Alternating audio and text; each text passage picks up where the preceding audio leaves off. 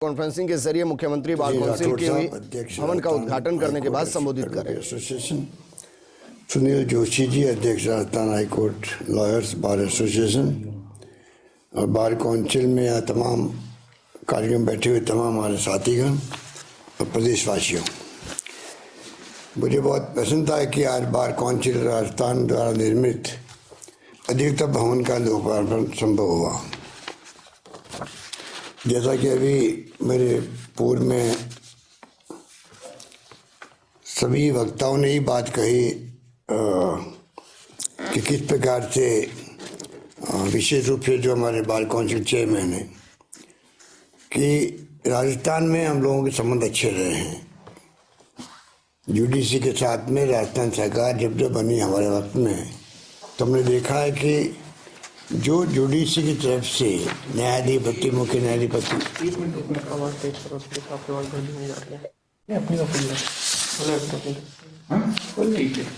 ठीक है, क्या हो गया, जो मांगे रखी गई मुख्य न्यायाधिपति द्वारा, मैं समझता हूँ करीब करीब सभी मांगों को सरकार ने स्वीकार किया। तीसरी बार मुझे मुख्यमंत्री बनने का सौभाग्य मिला आप सबके आशीर्वाद से, सहयोग से। और मैं कह सकता हूं कि जब जब भी चीफ जस्टिस साहब ने मुझे कोई सलाह दी हो या सलाह भेजी हो, तो हमने उसको पूरी तरह लागू करने का प्रयास किया। मुझे याद है कि जब ये राजस्थान हाईकोर्ट जोधपुर की बिल्डिंग का मामला था, शिलान्यास हो चुका था और 5 साल तक कुछ नहीं हुआ।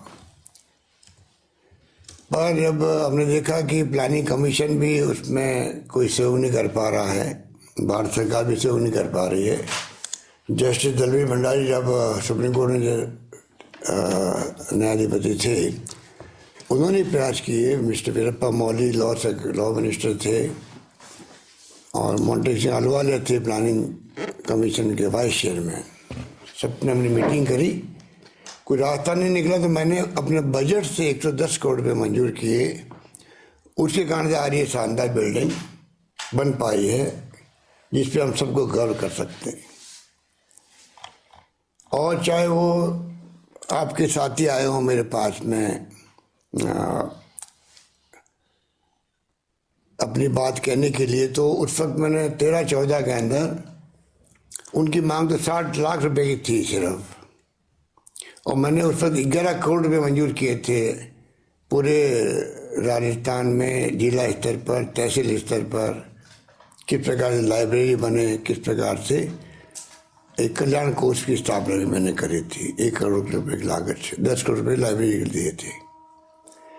इसी प्रकार जब जो भवन आज बन रहा है, उसी प्रकार का भवन जयपुर बना था। जब अभी पवार साहब कह रहे थे, उस वक्त भी हम लोगों ने आगे बढ़ कर के चाहे वो भूमि का मामला हो, चाहे उनको 1 करोड़ रुपये देने की बात हो, हमने देने का प्रयास किया। और कोविड के अंदर 10 करोड़ रुपये दिए गए, 5 करोड़ आप लोगों ने उसमें से सहयोग कर भी दिया वकील समुदाय का, और 5 करोड़ रुपये भी हमने मंजूर कर दिए हैं। वो भी मैं समझता हूँ कि पहुँच गए होंगे, पहुँचने वाले होंगे। ये बात मैं इसलिए कह रहा हूँ कि जुडिशरी और सरकार का सहयोग तो होना आवश्यक है। नए कोर्ट खुलने की बात हो, सुविधा देने की बात हो, और ये पब्लिक इंटरेस्ट के अंदर भी है। अभी आपका जो एक्ट बना हुआ है, उसके बारे में बात की गई। अभी महेंद्र सिंह जी मुझे बता रहे थे कि 87 में जो एक्ट बना, वो सबसे अच्छा एक्ट है देश के अंदर वकील समुदाय के लिए। अभी हमने उसमें संशोधन किए, पर आप लोगों ने कुछ ऑब्जेक्शन किए, कुछ आपको लगा कि नहीं इसमें और गुंजाइश है वकीलों के इंटरेस्ट में संशोधन करने की, तो वापस हमने मंगा लिया राज्यपाल महोदय से।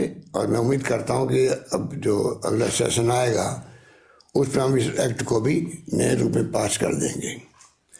इस प्रकार से इस मुबारक मौके पर यही तो मैं माफ़ी चाहूँगा कि मैं जुड़ नहीं पाया फिजिकली आपके वहाँ आकर के। मेरी मजबूरियाँ थी, कुछ व्यस्तताएँ थी। और बधाई आपको कि आपने शानदार भवन का निर्माण कर दिया। इस मौके पर मैं यही कहना चाहूँगा कि वकील समुदाय का जो महत्व आपने बताया वो कम नहीं है, और ये बात हम सुनते आए शुरू से ही, समझते आए कि देश के अंदर आज़ादी के वक्त से ही जो समुदाय का भूमिका रही थी उस वक्त में, इस पे पूरा देश गर्व कर सकता है, वकील समुदाय गर्व कर सकता है। गांधी जी के वक्त से ही जब वो खुद बैरिस्टर थे, और चाहे मोतीलाल नेहरू हो, चाहे जवाहरलाल नेहरू हो, चाहे सरदार पटेल हो, चाहे वो मौलाना अबुल कलाम आज़ाद हो, चाहे अम्बेडकर साहब हो, उस जमाने के वकीलों ने जो भूमिका अदा की है वो नई पीढ़ी के लिए प्रेरणा स्रोत बननी चाहिए। आज नई पीढ़ी कटती जा रही है, गांधी से भी और नेताओं से भी जो महापुरुष के रूप में स्थापित हुए थे, जिन्होंने सब कुछ बलिदान, त्याग और कुर्बानी की थी।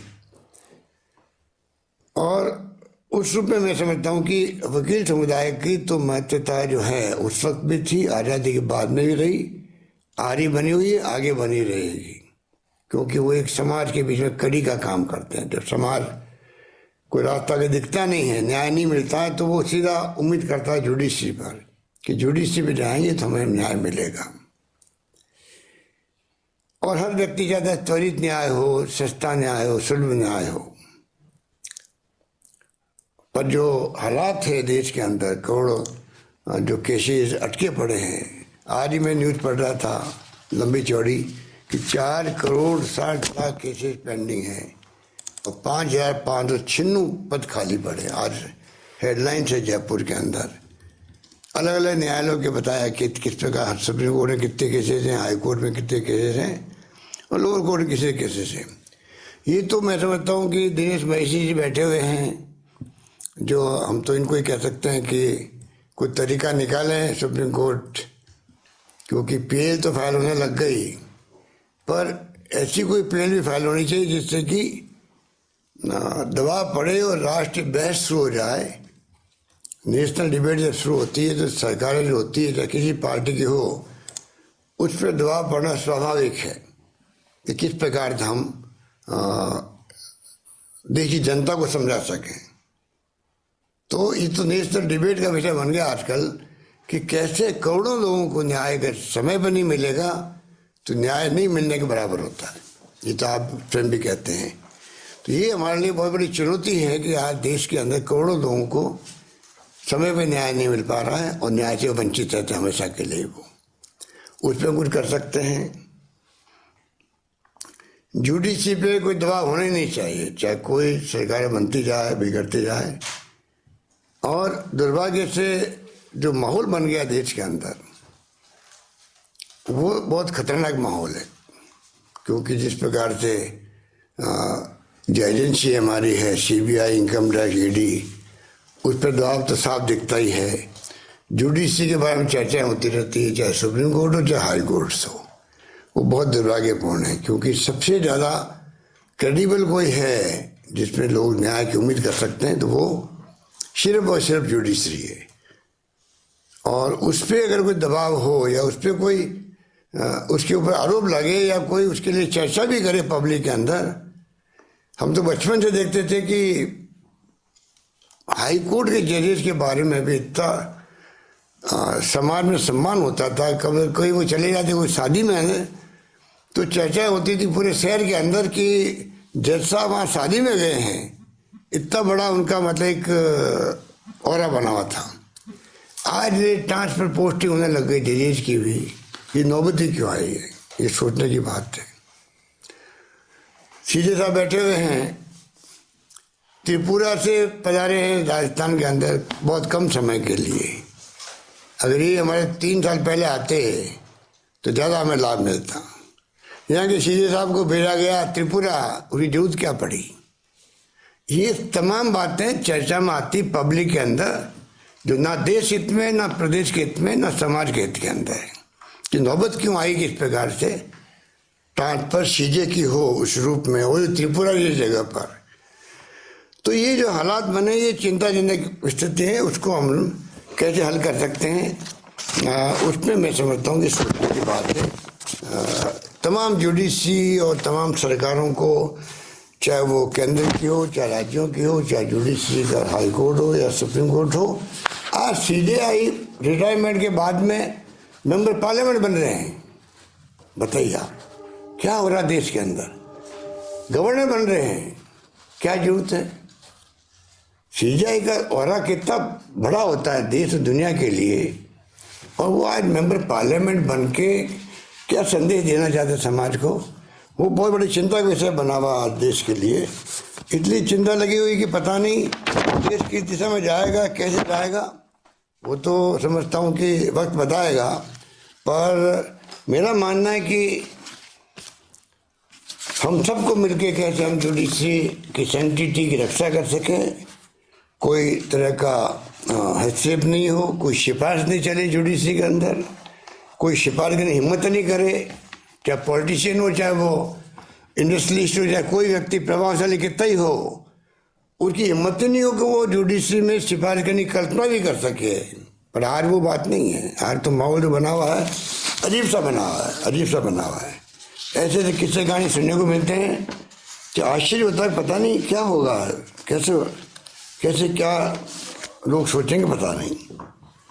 कानूनी दायरे में सब सम्मान माने जाते हैं और वही और रहना चाहिए, सबको न्याय पाने का समान अधिकार है, और कानून से बड़ा कुछ नहीं होता है। इसीलिए कानून, चाहे वो कितने बड़ा व्यक्ति हो, कितना बड़ा राजनेता हो, सबके लिए संविधान ने सबको बराबर का अधिकार दिया है।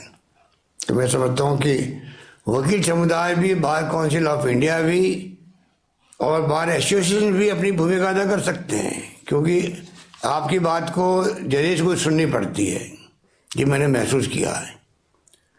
इसलिए बार काउंसिल ऑफ इंडिया अपनी भूमिका अदा करे। जैसे मैंने कहा, नेशनल डिबेट शुरू हो, इस प्रकार से एसोसिएशन भी अपना काम कर सकती है। वकील समुदाय के इंटरेस्ट तो देखती वो, परंतु साथ में वो कैसे हम लोग इसमें इम्प्रूवमेंट कर सकते हैं, उस दिशा में भी बहुत कुछ कर सकते हैं। इसलिए मैं तो इस मौके पर इतना कहना चाहूँगा कि मेरी रुचि में रही, मैं खुद ही आपके समुदाय का एक लॉ करने के बाद रजिस्ट्रेशन करवाया था जोधपुर में, परंतु बाद में मैं एक्सीडेंटली आ गया राजनीति में, और पीछे मुड़ के देखने का समय नहीं मिल रहा है। इसलिए लगातार मैं प्रदेशवासियों की और देश में जो कुछ मुझसे हो सका सेवा करने का मैंने ज़िंदगी में प्रयास किया है।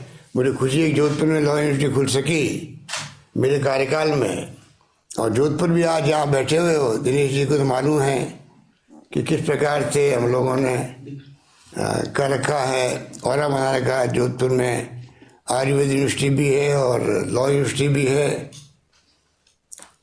और मैं समझता हूँ कि आईआईटी भी आ गई, एम्स आ गया, तो सभी तरह से जोधपुर के अंदर कृषि विश्वविद्यालय खुल गया।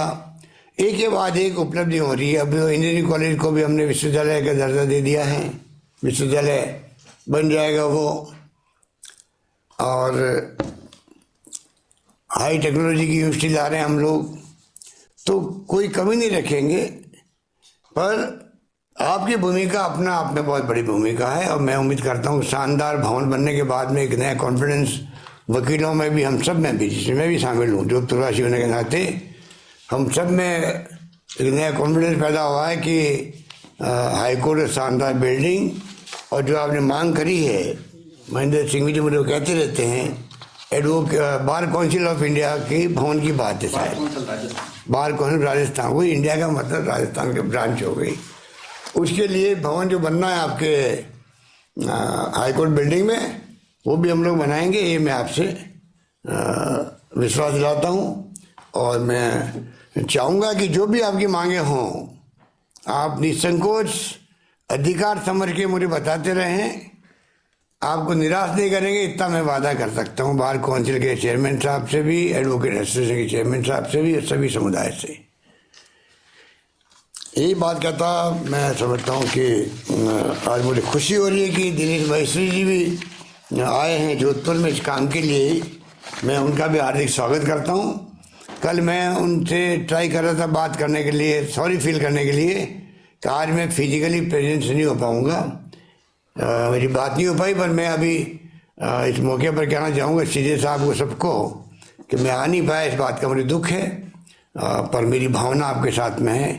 यही बात कहता हूँ मैं अपनी बात को, क्योंकि लंबा चौड़ा मैं समझता हूँ कि उपलब्धियाँ बहुत ज़्यादा है, और हम जो कुछ किया है वो भी कोई कम नहीं है, और बार काउंसिल भी जो काम कर रही है वो भी मैंने देखा है अच्छा काम कर रही है। तो सब अपना अपना काम हम लोग कर रहे हैं, आप निश्चिंत रहें। और मैं समझता हूँ कि ये एक प्रोग्राम जो है आज का, ये एक मौका दे दिया, अवसर दे दिया दो बातें कहने का।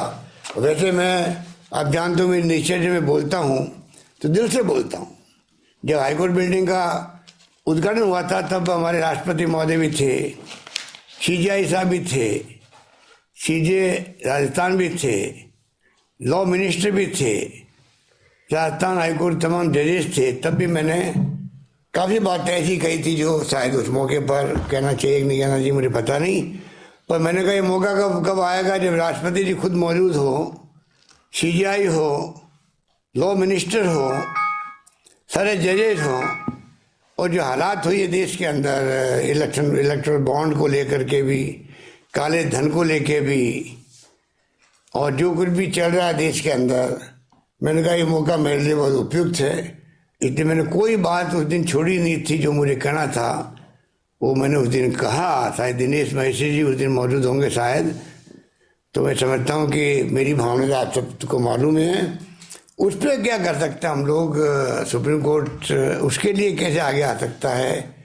मैं समझता हूँ कि समय आ गया, क्योंकि बहुत खतरनाक स्थिति में हम पहुँच रहे हैं।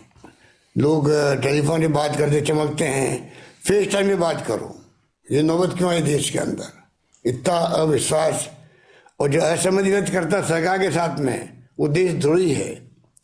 इस माहौल में आज हम लोग चल रहे हैं, बहुत खतरनाक माहौल है। उसकी चिंता मुझे लगी, इसलिए मैंने आपसे शेयर किया। धन्यवाद।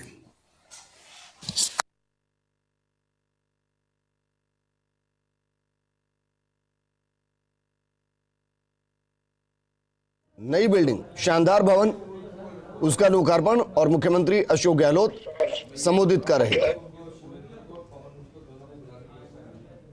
ये तस्वीर हम आपको दिखा रहे हैं जब बार काउंसिल ऑफ जोधपुर का लोकार्पण किया गया था। एक वादा भी किया उन्होंने वादा किया कि बार काउंसिल ऑफ राजस्थान की बिल्डिंग हाईकोर्ट के अंदर बनाई जाएगी, और ये मांग बार काउंसिल के लंबे वक्त से रही है।